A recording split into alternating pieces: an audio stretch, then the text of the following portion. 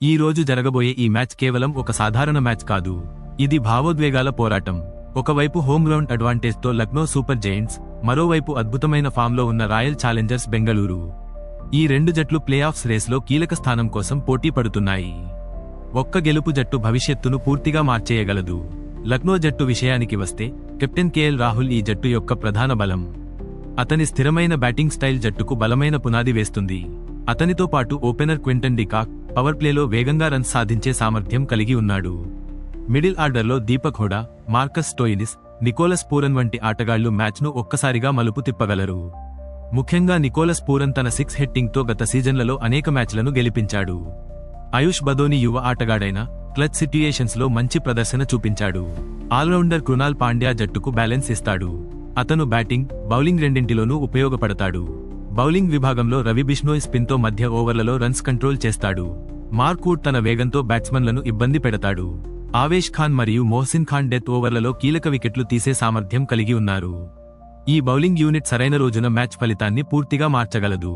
ఇప్పుడు బెంగళూరు జట్టు గురించి మాట్లాడితే ఈ జట్టుకు హార్ట్ అంటే విరాట్ కోహ్లీ. అతను ఈ సీజన్లో కూడా అద్భుతమైన ఫామ్లో ఉన్నాడు. అతని అనుభవం, క్లాస్ ఈ మ్యాచ్లో కీలకంగా మారే అవకాశం ఉంది.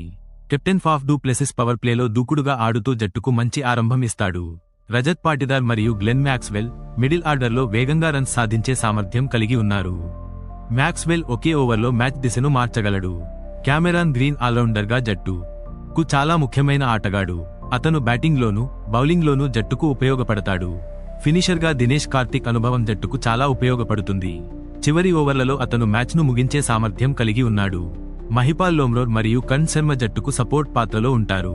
బౌలింగ్ విషయానికి వస్తే మొహమ్మద్ సిరాజ్ పవర్ ప్లేలో వికెట్లు తీసే బౌలర్. జోష్ హేజిల్వుడ్ తన ఖచ్చితమైన లైన్ మరియు లెంగ్త్తో బ్యాట్స్మన్లను కట్టడి చేస్తాడు. యశ్ దయాల్ కూడా మంచి సపోర్ట్ ఇస్తాడు. ఈ బౌలింగ్ అటాక్ సమతుల్యంగా ఉండటం ఆర్సీబీకి ఒక పెద్ద ప్లస్ పాయింట్. ఈ మ్యాచ్లో కీలక పోటీలు కూడా చాలా ఆసక్తికరంగా ఉంటాయి. విరాట్ కోహ్లీ మరియు మార్క్ వుడ్ మధ్య పోటీ, అలాగే నికోలస్ పూరన్ మరియు జోష్ హేజిల్వుడ్ మధ్య పోటీ మ్యాచ్ ఫలితాన్ని నిర్ణయించగలదు. కేఎల్ రాహుల్ మరియు మొహమ్మద్ సిరాజ్ మధ్య పోటీ కూడా చాలా కీలకంగా మారే అవకాశం ఉంది. లక్నో పిచ్ సాధారణంగా బ్యాలెన్స్గా ఉంటుంది. బ్యాట్స్మన్ మరియు బౌలర్ ఇద్దరికీ సహకారం లభిస్తుంది. 170 నుండి 190 మధ్య స్కోర్ పోటీకి సరిపోతుంది. రాత్రి మ్యాచ్ కావడంతో డ్యూ ప్రభావం ఉండే అవకాశం ఉంది. టాస్ గెలిచిన జట్టు ముందుగా ఫీల్డింగ్ ఎంచుకునే అవకాశాలు ఎక్కువగా ఉంటాయి. లక్నో సూపర్ జెయింట్స్ వర్సెస్ మరియు రాయల్ ఛాలెంజర్స్ బెంగళూరు మ్యాచ్ ఇప్పటివరకు ఐపీఎల్లో చాలా తక్కువ మ్యాచ్లు మాత్రమే జరిగాయి. ఎందుకంటే ఎల్ఎస్జీ 2022లో లీగ్లోకి వచ్చింది. ఈ రెండు జట్ల మధ్య జరిగిన పోరులో మరియు రాయల్ ఛాలెంజర్స్ బెంగళూరు కొంచెం ఆధిక్యంలో ఉంది. ఇప్పటివరకు జరిగిన మ్యాచ్లలో రాయల్ ఛాలెంజర్స్ బెంగళూరు సుమారు 4 విజయాలు సాధించగా ఎల్ఎస్జీ కొన్ని మ్యాచ్లలో విజయం సాధించింది. ఈ రెండు జట్ల మధ్య పోటీ ఎప్పుడూ చాలా ఉత్కంఠభరితంగా, హై స్కోరింగ్గా సాగింది. ముఖ్యంగా బెంగళూరు మరియు లక్నో మైదానాల్లో జరిగిన మ్యాచ్లు చివరి ఓవర్ల వరకు వెళ్లి ఫ్యాన్స్ను ఉత్కంఠకు గురిచేశాయి.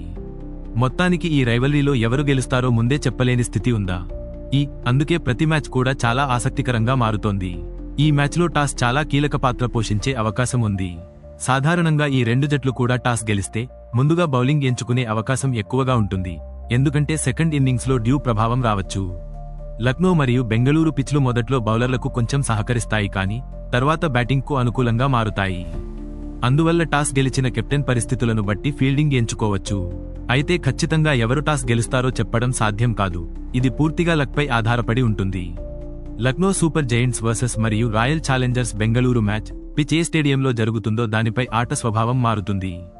ఒకవేళ లక్నోలో జరిగితే పిచ్ సాధారణంగా కొంచెం స్లోగా ఉండి బౌలర్లకు, ముఖ్యంగా స్పిన్నర్లకు సహకరిస్తుంది. అక్కడ 160 నుండి 180 స్కోరు కూడా పోటీ స్కోర్గా మారే అవకాశం ఉంటుంది. అదే బెంగళూరు చిన్నస్వామి స్టేడియంలో జరిగితే పిచ్ పూర్తిగా బ్యాటింగ్కు అనుకూలంగా ఉంటుంది. చిన్న బౌండరీల కారణంగా భారీ స్కోర్లు, అంటే ఉదాహరణకి 200+ కూడా సాధారణమే. రెండో ఇన్నింగ్స్లో డ్యూ ప్రభావం ఉంటే చేజింగ్ టీంకు ఎక్కువ అడ్వాంటేజ్ ఉంటుంది. అందుకే ఈ మ్యాచ్లో పిచ్ పరిస్థితులు గెలుపు నిర్ణయించడంలో చాలా కీలకం అవుతాయి. ఈ మ్యాచ్ జరుగుతున్న సాయంత్రం సమయంలో వాతావరణం సాధారణంగా వేడిగా మరియు కొంచెం తేమగా ఉండే అవకాశం ఉంది. ఎందుకంటే మే నెలలో భారతదేశంలో ఉష్ణోగ్రతలు ఎక్కువగా ఉంటాయి. రాత్రి సమయంలో మంచు పడే అవకాశం కూడా ఉంది. ఇది రెండో ఇన్నింగ్స్లో బౌలర్లకు కొంత ఇబ్బంది కలిగించవచ్చు మరియు బంతి బ్యాట్పై బాగా రావడానికి సహాయపడుతుంది. వర్షం పడే అవకాశం సాధారణంగా తక్కువగా ఉంటుంది, కానీ ప్రీ మాన్సూన్ కారణంగా ఆకాశంలో మేఘాలు ఉండొచ్చు. మొత్తం మీద వాతావరణం మ్యాచ్కు పెద్ద అంతరాయం కలిగించేలా కాకుండా ఆటపై మాత్రం డ్యూ ప్రభావం ముఖ్యంగా కనిపించవచ్చు. ఈ మ్యాచ్ రిగే మైదానం ఆధారంగా రికార్డులు మారుతాయి. ఒకవేళ బెంగళూరు చిన్నస్వామి స్టేడియం అయితే అక్కడ సాధారణంగా బ్యాట్స్మెన్ ఆధిపత్యం ఉంటుంది. కాబట్టి విరాట్ కోహ్లీ, ఫాఫ్ డుప్లెసిస్ లాంటి టాప్ ఆర్డర్ బ్యాట్స్మెన్ ఎక్కువ పరుగులు సాధించే అవకాశం ఉంటుంది. అలాగే ఈ గ్రౌండ్లో డెత్ ఓవర్లలో వికెట్లు తీసే బౌలర్లు మ్యాచ్ను ప్రభావితం చేస్తారు. ఒకవేళ లక్నో ఏకనా స్టేడియం అయితే స్పిన్నర్లకు ఎక్కువ సహాయం ఉంటుంది.